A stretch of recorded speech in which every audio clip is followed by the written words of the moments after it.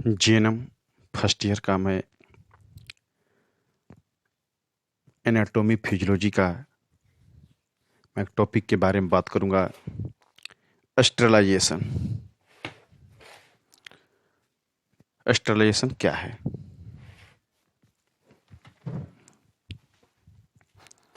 Sterilisation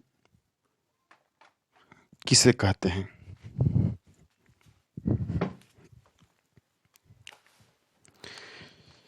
sterilisation एक ऐसी प्रक्रिया है। स्टेरलाइजेशन एक ऐसी प्रक्रिया है जिस प्रक्रिया में आप किसी भी प्रकार के सूक्ष्म जीव को आप 100% किल कर सकते हैं, 100% उसको नष्ट कर सकते हैं, चाहे वो माइक्रो ऑर्गेनिज्म, चाहे वो सूक्ष्म जीव पैथोजेनिक हो, नॉन पैथोजेनिक हो, मतलब कि हानिकारक हो चाहे नहीं हो हानिकारक, उससे उसको कोई मतलब नहीं है। सभी सूक्ष्म जीव को 100% किल कर देता है। इस प्रोसेस को हम लोग स्टेरलाइजेशन या हिंदी में निर्जीवीकरण कहते हैं। और इस प्रक्रिया में हम लोग दो विधि का प्रयोग करते हैं, एक फिजिकल मेथड और दूसरा केमिकल मेथड। एक फिजिकल मेथड प्रयोग करते हैं और एक केमिकल मेथड का प्रयोग करते हैं। फिजिकल मेथड, फिजिकल मेथड में होता है आपको dry heat, moist heat, filtration, radiation, autoclaving, इसको हम लोग भौतिक मेथड बोलते हैं।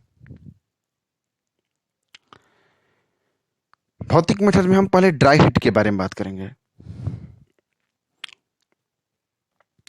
ड्राई हीट ऐसी विधि है, इस विधि के अंतर्गत आप जैसे कोई कांच हो गया,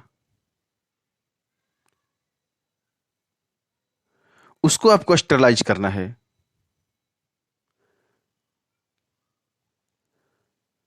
वैसे चीज को ड्राई हीट मेथड से किया जाता है। ड्राई हीट मेथड में इंस्ट्रूमेंट होता है।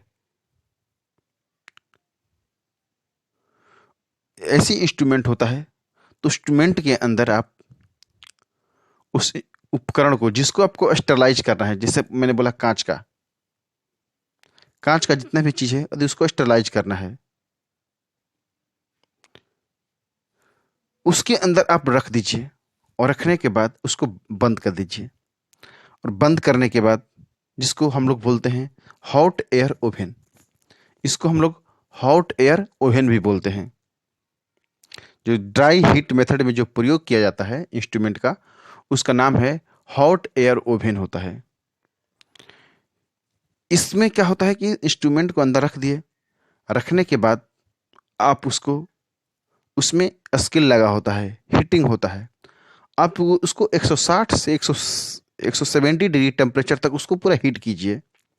और हीट करने के बाद उसको 1 घंटा के लिए, 2 घंटा के लिए छोड़ दीजिए।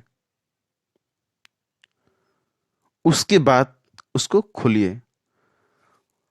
होता क्या है कि उस हीट से जो भी उस ग्लास के ऊपर जो भी सूक्ष्म जीव होंगे, टोटल सूक्ष्म जीव 160 डिग्री टेम्परेचर, 170 डिग्री टेम्परेचर पर वो टोटल के टोटल सूक्ष्म जीव होते हैं, वो किल कर जाते हैं, मर जाते हैं।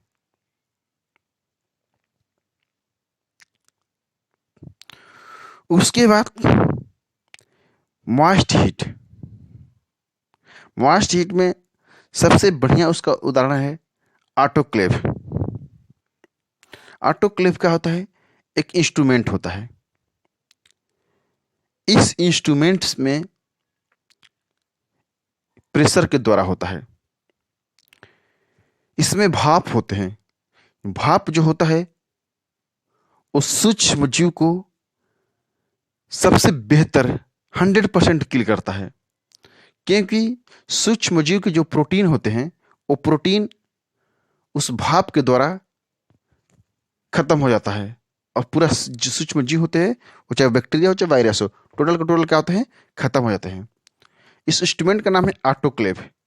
ऑटोक्लेव को कैसे हम लोग हैंडल करते हैं, वो एक प्रेशर कुकर के समान होता है।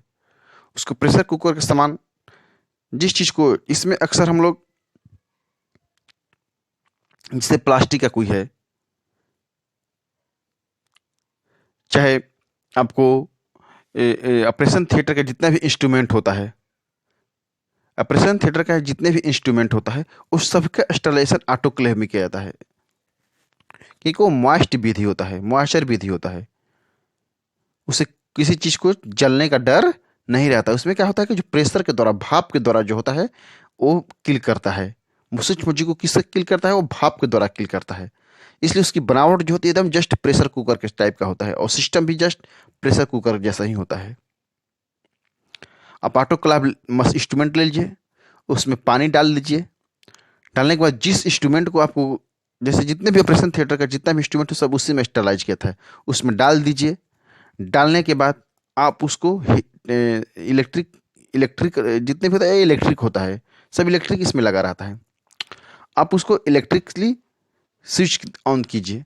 स्विच ऑन करने के बाद उसमें दो चीज़ बहुत इंपॉर्टेंट होता है, एक टेम्परेचर और प्रेशर।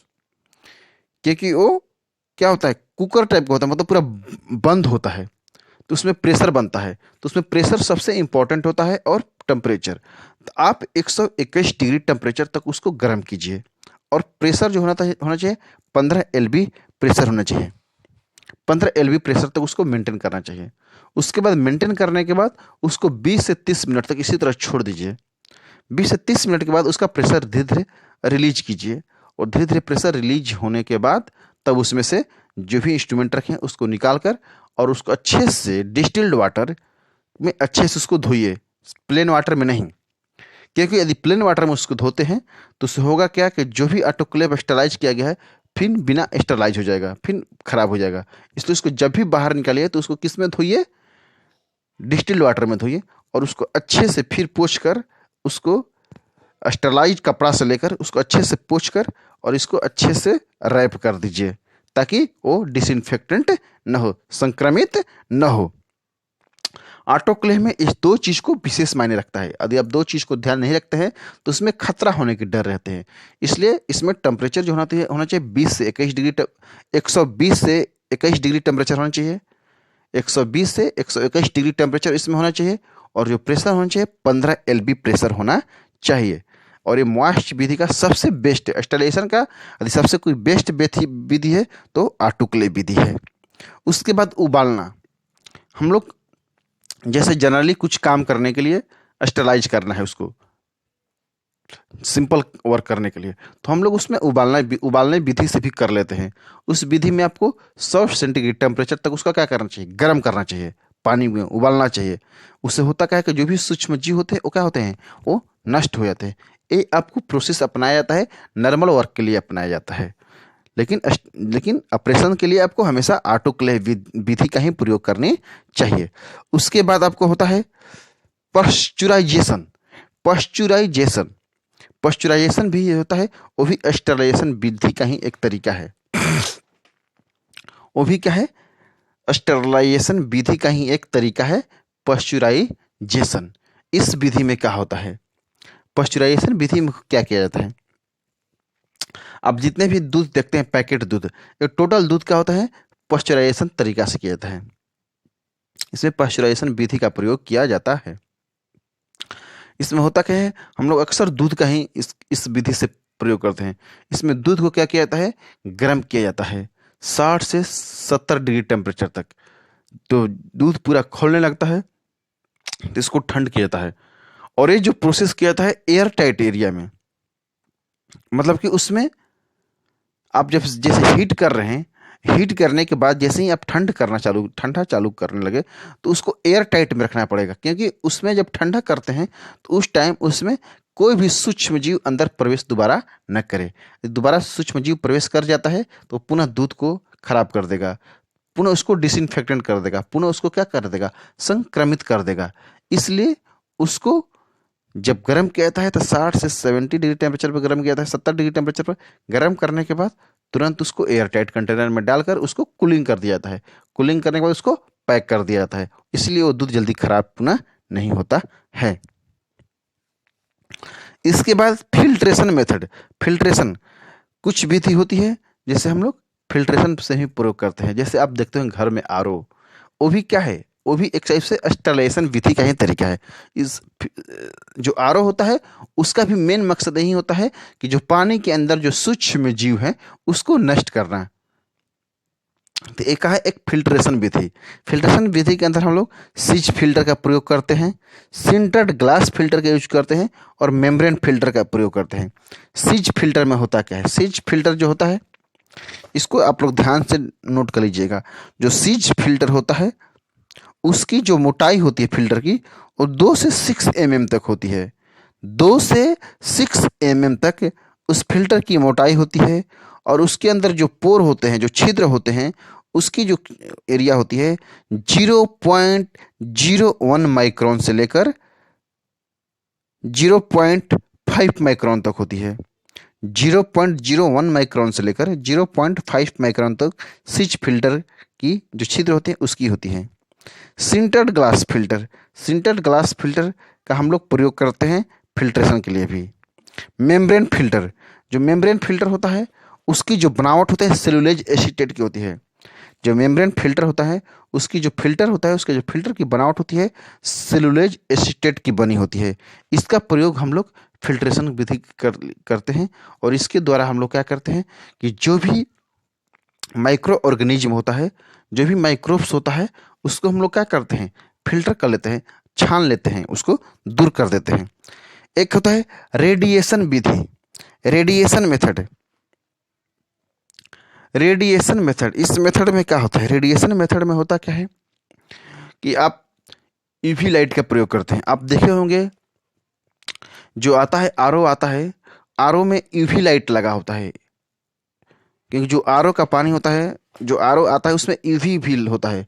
यूवी में होता क्या है कि यूवी लाइट जो क्या करता है, ये सूक्ष्म जीव को किल कर देता है।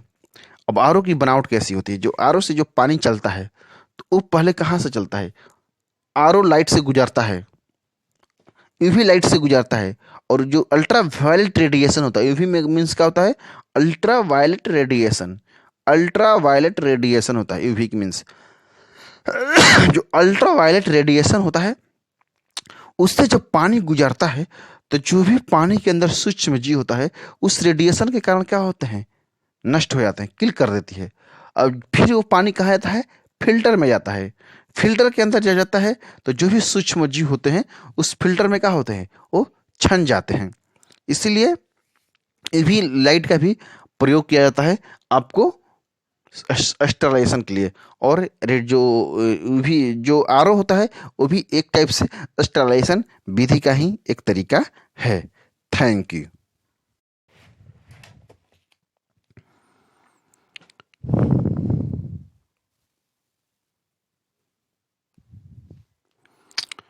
जीएनएम